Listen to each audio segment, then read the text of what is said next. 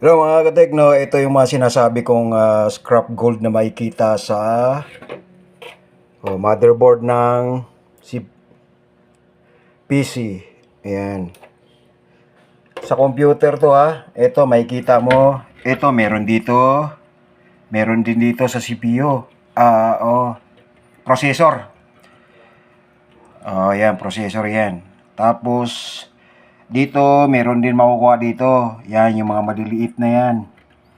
Meron yan. Ang ginagawa nila dyan, niluluto nila yan, sinusunog, tapos pinapowder, tapos tinatanggal yung mga bakal-bakal dyan, tapos ang matitira doon, yung carbon na lang ito, tapos maraming processing pa yan, mga loads.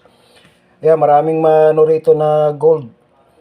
Pero itong kabuuan nito, nabibenta nila sa ano to, ewan ko per piece, magkano ba per piece nun? Ito, iba-iba naman kasi. Tapos yung iba per kilo. Yeah, marami yan. Dito marami makikita gold dito sa processor.